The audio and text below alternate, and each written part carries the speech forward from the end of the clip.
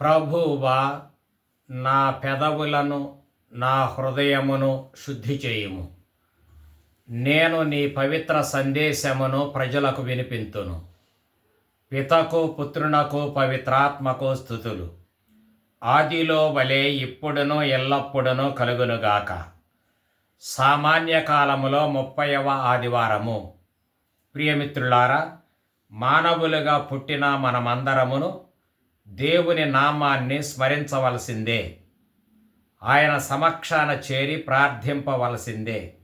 అయితే మన ప్రార్థనలు వినయపూర్వకంగాను పశ్చాత్తాపముతో కూడినవిగాను ఉండాలి. కీర్తనకారుడు తెలియజేసినట్టు, ప్రభు, నీవు పశ్చాత్తాప పూరితమును వినయాన్వితమును అయిన హృదయమును అనాదరము చేయవు అని. కీర్తన 51:17 చరణం. ఈ సత్యాన్నే ఈరోజు సీరాకు గ్రంథం చాలా స్పష్టంగా వెల్లడించింది. దేవుడు దీనాత్ములను నిర్భాగ్యులను ప్రత్యేకంగా పట్టించుకుంటాడని చెబుతుంది. వారిని ఆదరించి ఆదుకుంటాడని ప్రకటిస్తుంది. వినయాత్ముని వేడుకోలు మేఘమండలములను దాటిపోయి మహోన్నతుని సమక్షమున చేరుతుంది అని ఆ గ్రంథం ప్రకటిస్తూ ఉంది. సిరాక్ 35:17. దేవుడు ఎల్లవేళలా న్యాయాన్ని పాటిస్తాడని, ఆయన న్యాయవంతుడు గనుక పక్షపాతి కాడని సిరాకు గ్రంథం చెబుతుంది. ప్రభువు పేదలకు అన్యాయం చేయడని, బాధల పాలైన బాధితులను అశ్రద్ధ చేయడని, వారిని తప్పక పట్టించుకుంటాడని, అనాథుల ప్రార్థన ఆలకిస్తాడని, వితంతువుల వేడికోలు పెడచెవిన పెట్టడని, వితంతువు నేత్రముల వెంట కారు కన్నీరు ఆమెను పీడించిన వాని మీద నేరము తెచ్చి దేవునికి మొరపెట్టునని, ఇట్టి దుష్టుని దేవుడు వదలక శిక్షించి తీరునని ప్రకటించినది. సిరాక్ 35:12-14, 16-18 వరకు. అంతేకాదు, వినయాత్ముని ప్రార్థన గాని, పరపీడనకు గురి అయిన అనాథుల మొరగాని, అండదండలేని వితంతువు కన్నీటి వేడుకోలును గాని, దట్టముగా అలుముకొనిన మేఘమండలాలను చీల్చుకొని స్వర్గ సింహాసనమున ఆసీనుడై ఉన్న దేవుని చెంతకు తిన్నగా చేరుకొంటాయి. దేవుని చెంతకు తిన్నగా చేరుకొంటాయి. ఆబేలుని రక్తం న్యాయం కోసం దేవుని సన్నిధిలో న్యాయాన్ని కోరినట్లుగా వీరందరి విన్నపాలు దేవుని చెంత చేరి న్యాయం చేకూర్చుమని న్యాయమూర్తి అయిన దేవునికి మొరపెడతాయి. దేవుడు వారి వినయపూర్వక విన్నపాలను ఆలకిస్తాడు. ఆలకించటం మాత్రమే కాదు, వారిని బాధించి పీడించి హింసించే దుష్టులను తప్పకుండా శిక్షిస్తాడు. ఇది ఈనాటి మొదటి పఠనం బలపరుస్తూ ఉన్న వేదాంశం. దీనిని మనసులో పెట్టుకొని మనం నేటి సువార్త గ్రంథ పఠనాన్ని చదివితే ఈ భావం మరింత స్పష్టం అవుతుంది. లోక సువార్తకారుడు యేసు ప్రభువు చెప్పిన ఒక ఆదర్శ కథను ఇట్లు వివరించాడు. ఒకానొక నాడు ఒక పరిసయ్యుడును ఒక సుంకరీయును దేవాలయంలో ప్రార్థన చేసి కొనడానికి వెళ్ళారు. పరిసయ్యుడు దేవాలయంలో అర్చనా కార్యక్రమాలు నెరవేర్చే పూజారి, సుంకరి ఏమో పన్నులు వసూలు చేసే ఒక ఉద్యోగి. అయితే ఈ ఉభయులు దేవాలయం వద్దకు వచ్చారు. దేవుని సమక్షంలో ప్రార్థన చేస్తూ ఉన్నారు. పూజారి తన అర్చక విధులను నిర్వహించటానికి దేవాలయంలోనికి వెళ్ళాడు. ఇతడు దేవాలయం లోపలకు ప్రవేశించి దేవునికి ఇట్లు తెలియజేశాడు. అతడు తనలో తాను ఇట్లు మాట్లాడుకొన్నాడు. దేవా, నేను ఇతరుల వలె లోభిని కాను, నేను పిసినారిని కాను, అన్యాయము చేయువాడను కాను, వ్యభిచారిని కాను, గుడి బయట నిలబడిన ఈ సుంకరి వంటి వాడను కాను. అందులకు నేను కృతజ్ఞుడను. నేను వారమునకు 2 మార్లు ఉపవాసం ఉందును, నా ఆదాయములో 10వ వంతు చెల్లిస్తూ ఉన్నాను అని అంటూ దేవునితో సంభాషించాడు. ఇది ఈ పూజారి మనస్సులోని మాట. లోకా 18:11-12 వరకు. ఇకపోతే రెండవ వాడు సుంకరి. ఇతడు పన్నులు వసూలు చేసి అక్రమంగా కొంత సొమ్మును సంపాదించుకొనిన వ్యక్తి.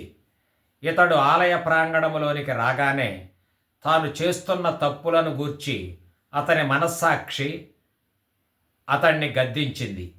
అందువలన అతడు సిగ్గుపడ్డాడు. అతడు దూరంగా నిలబడ్డాడు. నేను దేవుని సమక్షంలో నిలబడి ప్రార్థన చేయటానికి కూడా అర్హుడను కాను అని తలంచాడు. తాను చేసిన తప్పులకు పశ్చాత్తాపం ప్రకటిస్తూ రొమ్ములు బాదుకొన్నాడు. పశ్చాత్తాపపూరితమైన మనసుతో ఇట్లు ప్రార్థించాడు: ఓ దేవా, ఈ పాపాత్ముణ్ణి కనికరింపుము అని సవినయంగా వేడుకొన్నాడు. పాప క్షమాపణం కొరకు మనవి చేశాడు. దేవుడు పూజారి చేసిన ప్రార్థనను ఆలకించాడు. సుంకరి చేసిన ప్రార్థనకు చెవియొగ్గాడు.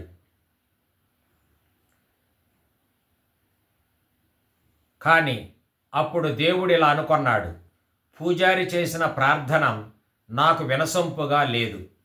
ఈ పరిసయ్యుడు తనను తానే పుణ్యాత్ముడిగా ప్రకటించుకొని గర్విస్తూ ఉన్నాడు.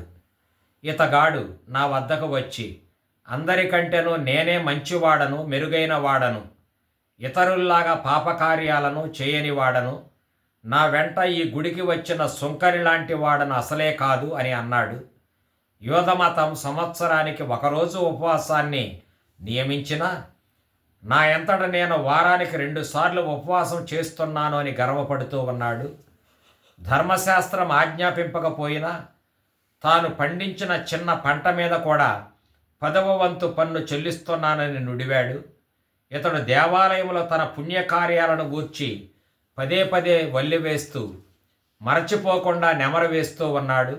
నాతో నిమిత్తం లేకుండానే తనను తాను నీతిమంతునిగా ప్రకటించుకుంటూ ఉన్నాడు. ఇక నాతో అతనికి అక్కర లేదు అన్నట్లుగా మాట్లాడుతూ ఉన్నాడు. నా న్యాయ తీర్పుతో అతనికి నిమిత్తం లేదని భావిస్తూ ఉన్నాడు. అహంకారానికి ఇది తుదిమెట్టు. ఇతడు తోడినరుని ద్వేషిస్తూ ఉన్నాడు. తన పాపాలను ఒప్పుకొనటం లేదు. పరిహారం చేయుమని నన్ను అడగడం లేదు. కనుక నేను ఇతన్ని మన్నించను. ఇతని ప్రార్థనను, స్తుతిని, కృతజ్ఞతను తిరస్కరిస్తున్నాను. ఇతడు ఆత్మస్థుతినే చేసుకొన్నాడు గాని తాను చేసే మంచి కార్యాల వెనుక ఉన్న నన్ను గుర్తించి గౌరవించటమే లేదు అని ప్రభువు అనుకొన్నాడు. ఇక సుంకరి చేసిన ప్రార్థన నాకు అర్థవంతంగా ఉంది. అతడు తన పాపపు స్థితిని తలంచుకొని దుఃఖిస్తున్నాడు. నా ఎదుట నిలబడే యోగ్యత తనకు లేదని బాధపడుతూ ఉన్నాడు. కన్నులెత్తి పీఠం వైపు చూడటానికి కూడా సాహసించటం లేదు. వినయముతోనూ పశ్చాత్తాపముతోనూ రొమ్ము బాదుకుంటూ ఉన్నాడు. దేవా, నేను పాపిని, నా పాపాలు మన్నించు, నన్ను నీతిమంతుని చేయి, అనుగ్రహించు, ఆదరించు. పాపాలు మన్నించి నన్ను నీతిమంతుని చేసేది దేవుడవైన నీ ఒక్కడవేనని నాకు తెలుసు అని పదే పదే పలుకుతూ ఉన్నాడు. ఇతని పశ్చాత్తాపం స్వచ్ఛమైంది కనుక నేను ఇతన్ని క్షమిస్తున్నాను అని దేవుడు ప్రకటించాడు. అతని పాపాలకు మన్నింపు దయచేసి అతనిని నీతిమంతునిగా చేశాడు. ఇక్కడ మనం నేర్చుకోవలసిన గుణపాఠం ఇది. పరిసయ్యుడిలాగా మనమే పుణ్యాత్ములమని అన్నట్లుగా ప్రవర్తించకూడదు. అలాంటి అహంభావంతో చేసే ప్రార్థనల వలన మనము దైవ దీవెనలను పొందలేము. మనం ఎంత విర్రవీగితే దేవుని ఎదుట మనం అంత నష్టపోతాము. మన పాపాలు మనతోనే ఉంటాయి. దేవునికి మనం దూరమైపోతాము. కానీ సుంకరిలాగా మన పాపాలు ఒప్పుకొని పశ్చాత్తాపముతోనూ వినయముతోనూ ప్రవర్తిస్తే దేవుడు మన తప్పిదాలను మన్నిస్తాడు. వాస్తవంగా పాప పరిహారం దేవుడిచ్చే ఉచితానుగ్రహం. అది మనంతట మనం సంపాదించేది కాదు. మనం మొదటి పఠనంలో ఆలకించినట్లు అట్టడుగున ఉన్న వర్గానికి చెందిన పేదలను, అనాథులను, వితంతువులను దేవుడు కరుణతో చూస్తాడు అనే భావం కూడా ఈ ఆదర్శకథలో ఉంది. ఏదేమైనా ప్రార్థన కొరకు దేవుని చెంతకు వచ్చినప్పుడు మనం పశ్చాత్తాప హృదయంతో ఉండాలి. మనం పాపపు హృదయం అని అంగీకరించాలి. యెషయా ప్రవక్త కూడా ప్రభువు సమక్షంలో ప్రార్థన చేసుకుంటూ, చెడితిని గదా, నా నోటి నుండి వెలువడునవి అన్నీయును పాపపు మాటలే. పాపపు మాటలు పలుకు ప్రజల నడుమ నేను వసించుచున్నాను అని తన పాపపు స్థితిని అంగీకరించాడు. యెషయా 6:5. మరి మనం ఈ ప్రవక్త కంటెను గొప్పవారమా? అతనిని మించిన భక్తులమా? యోచించటం ఎంతైనా శ్రేయస్కరం. దావీదు మహారాజు కూడా, ప్రభు నీకే ద్రోహముగా పాపము చేసి తిని, నీవు దుష్కార్యములుగా గణించు పనులను నేను చేసి తిని, నేను పుట్టినప్పటి నుండి పాపాత్ముడనే, మా అమ్మ కడుపున పుట్టినప్పటి నుండి కిల్బిషాత్ముడనే అని ఒప్పుకొన్నాడు. మనం పరమ పవిత్ర దేవుని సమక్షంలో ప్రార్థించున్నప్పుడు పాప మన్నింపును కోరుకునే దివ్య బలిపూజలో పాల్గొంటాము కదా. ఇది మన అయోగ్యతకు గుర్తు కాదా? కనుకనే మనలో ప్రతి ఒక్కరం సుంకరి వలె, ప్రభు నేను పాపాత్ముడను, నాపై కనికరింపుము అని ప్రార్థించాలి. లోక 18:13. ఇలాంటి ప్రార్థన దేవుని హృదయాన్ని కరిగించి వేస్తుంది. ఇది హృదయం నుండి వెలువడే ప్రార్థన గనుక ఇది మన హృదయ శుద్ధికి దారితీస్తుంది కూడా. రక్షణం అనేది మన పుణ్యకార్యాల వల్ల రాదు, దేవుని కరుణ వల్ల వస్తుంది. మన పుణ్యకార్యాలు అతనికి వందనాలు చెప్పుకొనటానికి మాత్రమే ఉపయోగపడతాయి. అందువలన మనం పరిసయ్యునిలాగా మనం చేసిన కొన్ని పుణ్యకార్యాలు లెక్క కట్టుకొని మనమే పుణ్యాత్ములం అనుకొని మిడిసిపడకూడదు. మిడిసిపడే గుణం ఉంటే మనం ఇతరులను చిన్నచూపు చూస్తాం. ఇతరులను చిన్నచూపు చూడటాన్ని దేవుడు హేవగించుకుంటాడు. కనుక మన మంచి క్రియలు తలంచుకొని మిడిసిపడటం ఏమాత్రం తగదు. పూజారి మిడిసిపడినందున దేవుడు అతనిని నీతిమంతునిగా పరిగణించలేదు. కానీ వినయంతో పశ్చాత్తాపపడిన వాడును, ఇతరులను గూర్చి చెడుగా తలంచని వాడును అయిన సుంకరిని దేవుడు నీతిమంతునిగా పరిగణించాడు. ఈ కారణం చేతనే ఈ ఉభయుల పరిస్థితి దేవుని దృష్టిలో తారుమారు అయ్యింది. క్రీస్తు ప్రభువు చెప్పినట్లు, తనను తాను హెచ్చించుకొనిన వాడు దేవుని చేత తగ్గింపబడతాడు, తనను తాను తగ్గించుకొనివాడు దేవుని చేత హెచ్చింపబడతాడు. లోక 18:14b. వేరొకనాడు క్రీస్తు ప్రభువు విందులందు ప్రధాన ఆసనములను ఆశించు వారిని ఉద్దేశించి కూడా ఇదే సందేశాన్ని ఇచ్చాడు. అది కూడా లోకా సువార్తలోనే ఉంది. లోక 14:11. మత్తయి సువార్తకారుడు కూడా ధర్మశాస్త్ర బోధకులను, పరిసయ్యులను క్రీస్తు ప్రభువు హెచ్చరించినట్లు పేర్కొన్నాడు. విందులందు అగ్రస్థానములను, ప్రార్థనా మందిరములందు ప్రధాన ఆసనములను కాంక్షించుచు, అంగడి వీధులలో వందనములను అందుకొనుటకును, బోధకుడా అని పిలిపించుకొనుటకును తాపత్రయపడే వారిని ఉద్దేశించి ప్రభువు అది వారికి తగదని నొక్కి చెప్పాడు. మత్తయి 23:12. ఈ హెచ్చరికలు, సూచనలు మనకు వినయాన్ని ప్రబోధిస్తూ ఉన్నాయి. లోకా సువార్తకారుడు ప్రార్థన జీవితాన్ని గురించి తన ప్రార్థనల్లో చాలాసార్లు వివరిస్తూ వచ్చాడు.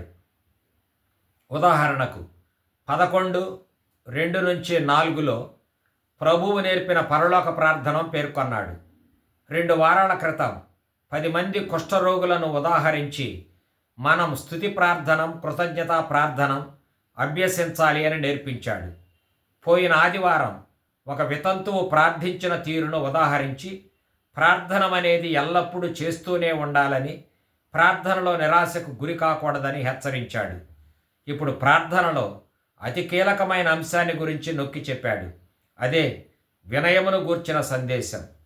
దేవునికి విజ్ఞాపనం చేసే మనలో గర్వం ఉండకూడదని, సవినయంగా ప్రార్థన చేయాలని తెలియజెప్పాడు.